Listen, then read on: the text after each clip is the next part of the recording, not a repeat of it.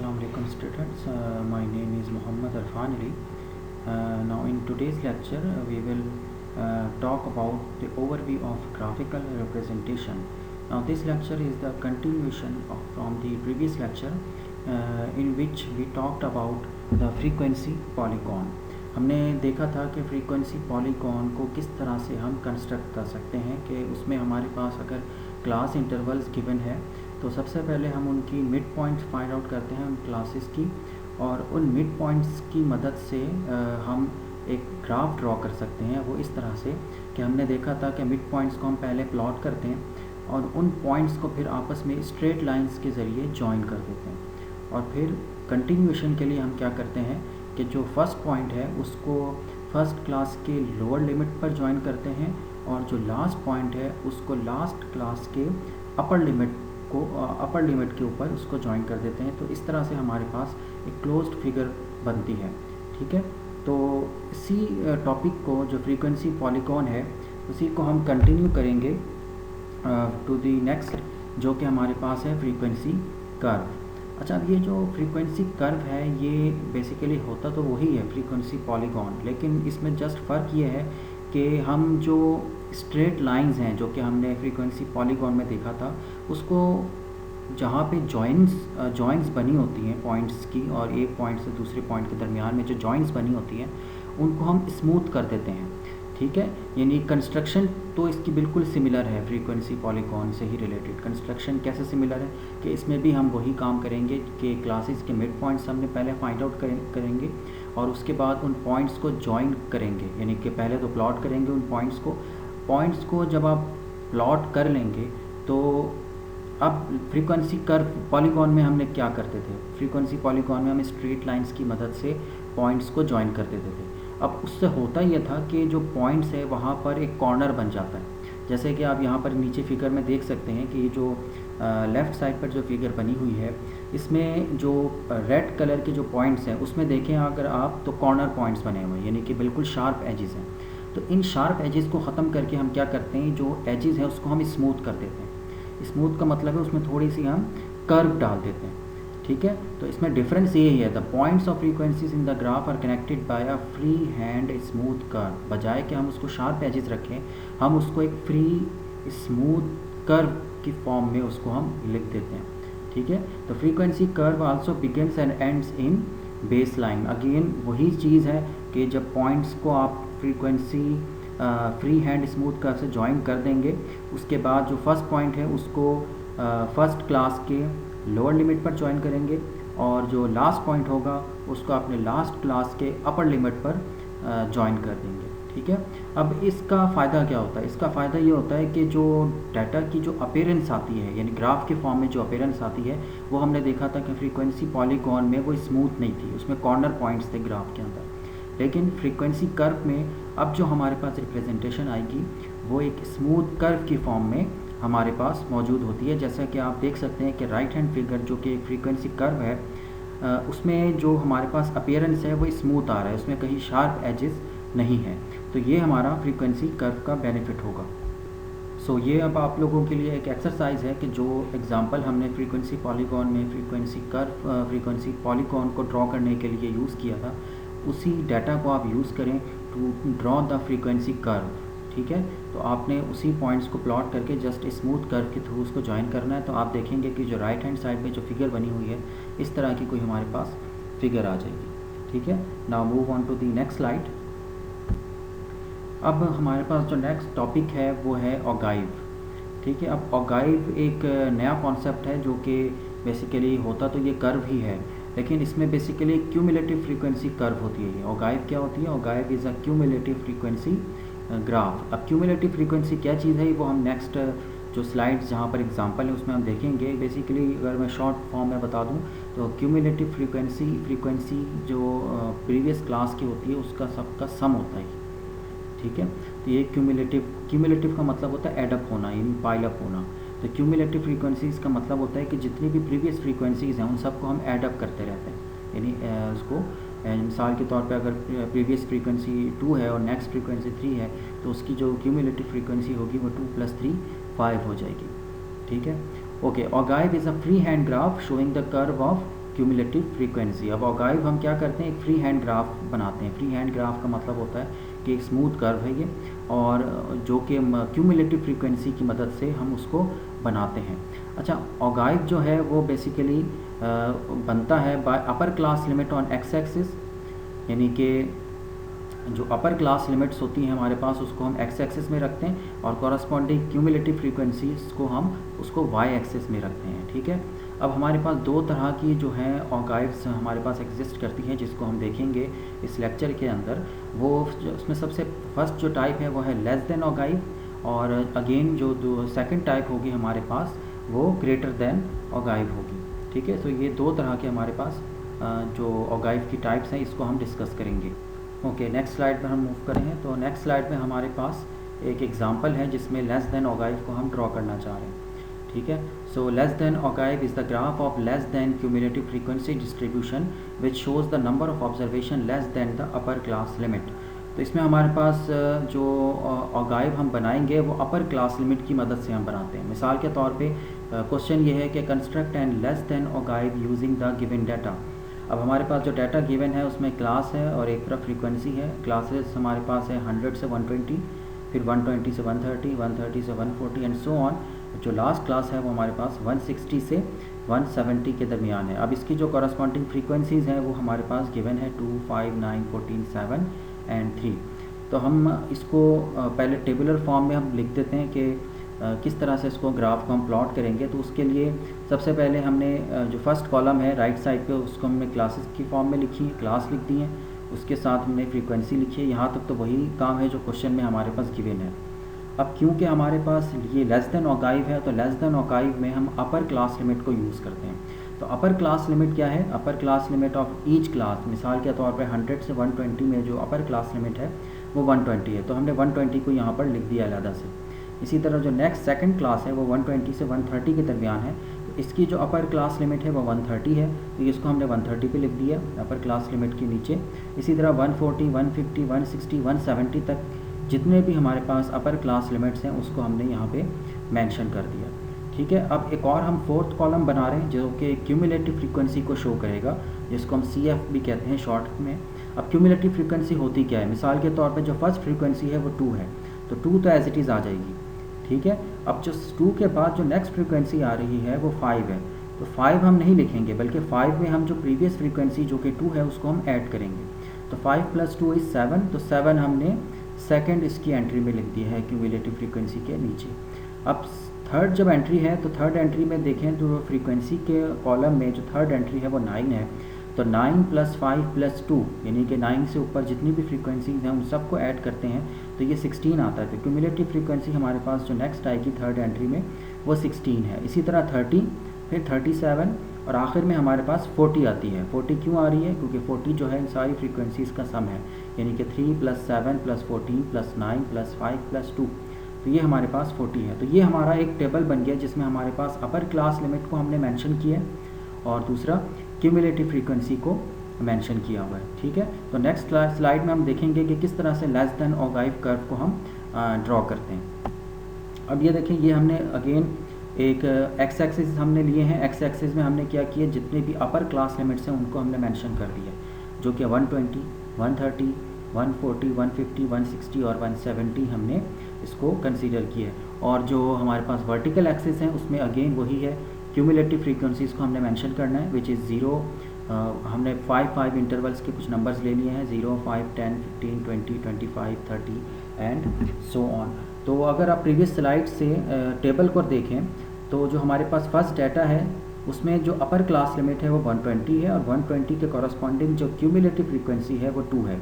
तो 120 और 2 के दरमियान जो पॉइंट ऑफ इंटरसेक्शन है उसको हमने एक स्क्वायर डॉट की फॉर्म में मेंशन कर दिया। ठीक है, अब अगेन जो नेक्स्ट क्लास है उसमें जो अपर क्लास लिमिट आ रही है वो 130 है, तो 130 के कॉरस्पॉन्डिंग जो हमारे पास क्यूमुलेटिव फ्रीक्वेंसी है वो 7 है। सो 130 से ऊपर जो 7 है वहाँ पर हमने एक स्क्वायर डॉट लगा दिया। इसी तरह 140 की जो कॉरस्पॉन्डिंग क्यूमुलेटिव फ्रीक्वेंसी थी वो 16 है, तो 140 और 16 को हमने प्लॉट कर दिए, विच इज़ स्क्वायर डॉट से हमने शो कर दिया, जो कि 16 आपके सामने लिखा भी है। इसी तरह जितनी भी क्यूमुलेटिव फ्रीक्वेंसीज़ और अपर क्लास लिमिट्स हैं उनको हमने बारी बारी हर पॉइंट से प्लॉट कर दिया। अब जब पॉइंट्स आपने प्लॉट कर देंगे तो आप क्या करेंगे, आखिर में इसको हम स्मूथ कर्व की मदद से ज्वाइन कर देंगे, स्ट्रेट लाइन से नहीं ज्वाइन करेंगे हम, बल्कि स्मूथ कर्व की मदद से। तो ये देखें जो हमारे पास कर्व की अपीयरेंस आ रही है वो एक स्मूथ आ रही है, ठीक है। तो इस तरह से हमारे पास ये less than ogive curve complete हो जाता है। जस्ट इसमें और फ्रीक्वेंसी पॉलीगॉन में क्या फ़र्क है, फ्रीक्वेंसी पॉलीगॉन में हम जस्ट जो फ्रीक्वेंसी है उसको हम यूज़ कर रहे थे, इसमें हम डाटा को प्लॉट करने के लिए क्या यूज़ कर रहे हैं, क्यूमुलेटिव फ्रीक्वेंसी को यूज़ कर रहे हैं। और लेस देन ऑगाइव है तो लेस देन ऑगाइव के लिए हम क्या यूज़ कर रहे हैं, जो हर क्लास की अपर क्लास लिमिट है उसको हम एक्स एक्सिस के अंदर रख रहे हैं, ठीक है। तो ये हमारा less than ogive curve complete हो चुका है। अच्छा, यहाँ पर इसका जो फ़ायदा ये है कि we can calculate the median from a less than ogive by using summation F divided by 2। Median क्या चीज़ है, ये हम नेक्स्ट लेक्चर्स में हम पढ़ेंगे, जो आगे लेक्चर्स आ रही हैं। तो जस्ट इन शॉर्ट मैं आपको बता दूं कि मीडियन जो है इस कर्व की मदद से हम आसानी के साथ उसको फाइंड आउट कर सकते हैं, ठीक है। तो ये इसका एक बेनिफिट है लेस देन ऑगाइव कर्व। अब ये इसकी नेक्स्ट टाइप है ऑगाइव कर्व की, जो कि ग्रेटर देन ऑगाइव कर्व की जिसको हम कहते हैं। अब greater than ogive is the graph of the greater than cumulative frequency distribution which shows the number of observations greater than the lower class limit. तो ग्रेटर देन ऑगाइव कर्व क्या show करेगा, greater than ogive curve ये show कर रहा है कि आपका lower class limit से कितनी लोअर क्लास लिमिट से बड़ी बड़ी जितनी भी ऑब्जर्वेशंस हैं वो कितनी हैं, ठीक है।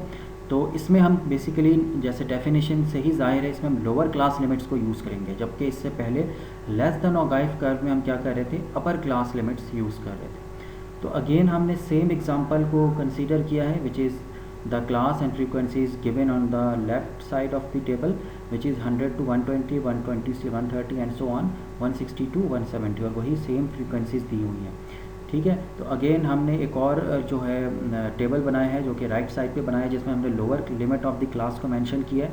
अब मिसाल के तौर पे 100 से लेकर 120 के दरमियान जो क्लास बन रहा है, जो कि फर्स्ट क्लास है, उसकी जो लोअर क्लास लिमिट है वो 100 है। सेकंड क्लास की लोअर क्लास लिमिट 120, 130, 140, 150 एंड 160 तक ये हमारे पास सारे मौजूद हैं। लोअर क्लास लिमिट्स को हमने लिख दी हैं। अच्छा, अब यहाँ पर थोड़ा सा एक डिफरेंस ये है कि जो क्यूमुलेटिव फ्रीक्वेंसी है उसको हमने जो लेस देन ऑगाइव कर्व था उसको हमने 2 से स्टार्ट किया था, लेकिन यहाँ पर हम 40 से स्टार्ट करेंगे, ठीक है। यानी बेसिकली होगा क्या कि 40 से स्टार्ट करेंगे। 40 क्या है, बेसिकली जितनी भी फ्रीक्वेंसीज़ हैं उनका सम है। यानी कि अगर आप फ्रीक्वेंसी की टेबल में देखें तो 2 + 5 + 9 + 14 + 7 + 3 40 तक है। अब 40 से हमने स्टार्ट करना है। 40 के बाद जब नेक्स्ट क्यूमुलेटिव फ्रीक्वेंसी के रो में जाएंगे तो वो जो प्रीवियस फ्रीक्वेंसी है उसको हमने सब्ट्रैक्ट करेंगे। पहले हम क्या करते थे, प्रीवियस को ऐड करते थे।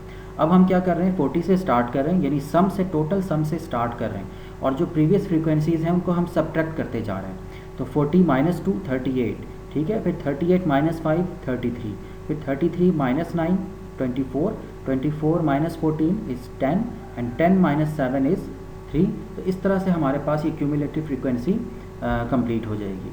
तो हम नेक्स्ट स्लाइड पर देखेंगे कि किस तरह से ग्राफ ड्रॉ किया जाता है। अगेन यहाँ पर एक्स एक्सिस में हमने जो अब लोअर क्लास लिमिट्स हैं उनको हमने लिखना है। तो 100, 120, 130, 140, 150 एंड 160 ये लोअर क्लास लिमिट्स थी, ये हमने मेंशन कर दिया।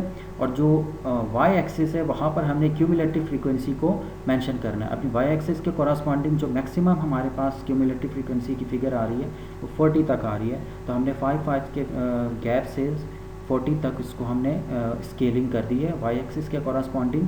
अब 100 के अगेंस्ट जो क्यूमुलेटिव फ्रीक्वेंसी के कॉलम में जो हमारे पास फिगर आ रही है वो 40 है, तो 40 के कॉरस्पॉन्डिंग हमने एक स्क्वायर डॉट बना दिया। फिर 120 के अगेंस्ट 38 था, तो 120 और 38 में हमने एक स्क्वायर डॉट बना दिया।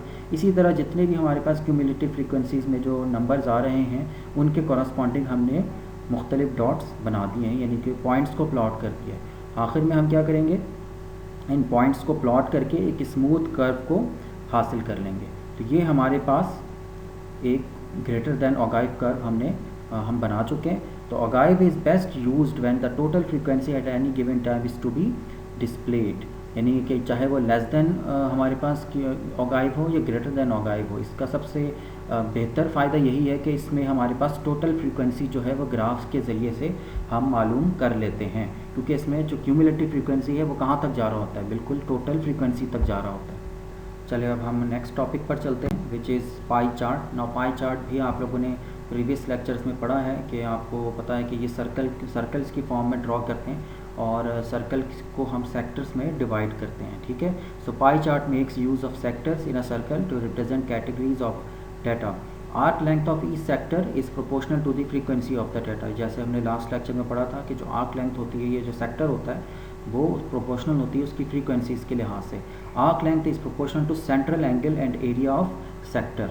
तो मिसाल के तौर पे अच्छा यहाँ पे हम कंस्ट्रक्ट कैसे करते हैं, अगेन वही कंस्ट्रक्शन का तरीका है जो हमने पहले भी देखा था कि सबसे पहले तो हम एंगल्स को कैलकुलेट करते हैं जो कि उसके फ्रीक्वेंसीज़ के कॉरस्पॉन्डिंग है, जो कि हम फार्मूला जो नीचे लिखा हुआ है उसको हम यूज़ करेंगे। सबसे पहले ड्रॉ करते हैं सर्कल को, उसके बाद मेक द सेंटर यानी सेंटर को मार्क कर दें, फिर mark the angles of each sector accurately. Her sector का जो एंगल है वो हम मार्क करेंगे और सेक्टर्स को किस तरह से हम कैलकुलेट करेंगे, बाय यूजिंग दिस फार्मूला, यानी एंगल ऑफ सेक्टर बराबर होता है value of the category divided by total value of all categories multiply by 360। तो इस तरह से हम जितने भी सेक्टर्स हैं उन सर्कल के अंदर उसके हम एंगल्स को कैलकुलेट करके ड्रॉ कर सकते हैं, ठीक है।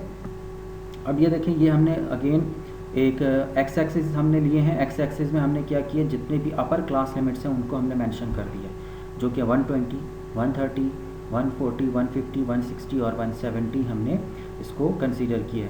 और जो हमारे पास वर्टिकल एक्सिस हैं उसमें अगेन वही है, क्यूमुलेटिव फ्रीक्वेंसीज़ को हमने मेंशन करना है, विच इज़ 0। हमने 5 इंटरवल्स के कुछ नंबर्स ले लिए हैं, 0, 5, 10, 15, 20, 25, 30 एंड सो ऑन। तो अगर आप प्रीवियस स्लाइड से टेबल को देखें तो जो हमारे पास फर्स्ट डाटा है उसमें जो अपर क्लास लिमिट है वो 120 है और 120 के कॉरस्पॉन्डिंग जो क्यूमुलेटिव फ्रीक्वेंसी है वो 2 है। तो 120 और 2 के दरमियान जो पॉइंट ऑफ इंटरसेक्शन है उसको हमने एक स्क्वायर डॉट के फॉर्म में मेंशन कर दिया, ठीक है। अब अगेन जो नेक्स्ट क्लास है उसमें जो अपर क्लास लिमिट आ रही है वो 130 है, तो 130 के कॉरस्पॉन्डिंग जो हमारे पास क्यूमुलेटिव फ्रीक्वेंसी है वो 7 है। सो 130 से ऊपर जो 7 है वहाँ पर हमने एक स्क्वायर डॉट लगा दिया। इसी तरह 140 की जो कॉरस्पॉन्डिंग अब ये इसकी नेक्स्ट टाइप है ओगाइव कर्व की, जो कि ग्रेटर दैन ओगाइव कर्व की जिसको हम कहते हैं। अब greater than ogive is the graph of the greater than cumulative frequency distribution which shows the number of observations greater than the lower class limit. तो ग्रेटर दैन ओगाइव कर्व क्या show करेगा, greater than ogive curve ये show कर रहा है कि आपका lower class limit से कितनी लोअर क्लास लिमिट से बड़ी बड़ी जितनी भी ऑब्जर्वेशंस हैं वो कितनी हैं, ठीक है।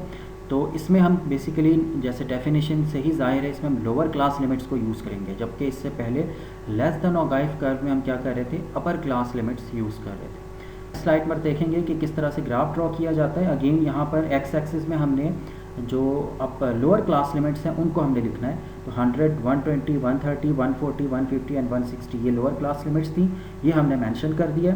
और जो वाई एक्सिस है वहाँ पर हमने क्यूमुलेटिव फ्रीक्वेंसी को मेंशन करना है। अपनी वाई एक्सिस के कॉरस्पॉन्डिंग जो मैक्सिमम हमारे पास क्यूमुलेटिव फ्रीक्वेंसी की फिगर आ रही है वो 40 तक आ रही है, तो हमने 5 के गैप से 40 तक इसको हमने स्केलिंग कर दी है वाई एक्सिस के कॉरस्पॉन्डिंग।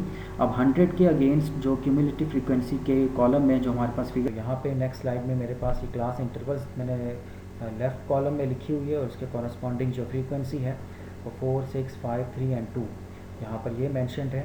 और साथ में क्यूमुलेटिव फ्रीक्वेंसी हमने लिखी हुई है। अब क्यूमुलेटिव फ्रीक्वेंसी को मैंने यहाँ पर किस तरह से लिया है कि 4 पहले लिखा है, फिर 6 + 4 विच इज़ 10, 5 + 6, 5 + 6 + 4 which is 15, फिर 3 + 5 + 6 + 4 is 18 और 2 + 3 + 5 + 6 + 4 is 20। तो यहाँ पे हमने क्यूमुलेटिव फ्रीक्वेंसी को लिखा है लेकिन लोएस्ट से स्टार्ट किया, हाईएस्ट से स्टार्ट नहीं किया। तो इसका मतलब है यहाँ पर जो मैं ओगाइव को ड्रॉ करना चाह रहा हूँ वो लेस देन ओगाइव है, क्योंकि हमने देखा था कि लेस देन ओगाइव में हम जो है अपर क्लास लिमिट यूज़ करते हैं और जो क्यूमुलेटिव फ्रीक्वेंसी है उसको लोएस्ट से यानी कि 4 से यहाँ से हमने स्टार्ट किया है, ठीक है। तो स्लाइड पर चलते हैं। तो नेक्स्ट स्लाइड में ये हमारे पास ये उसकी फिगर है।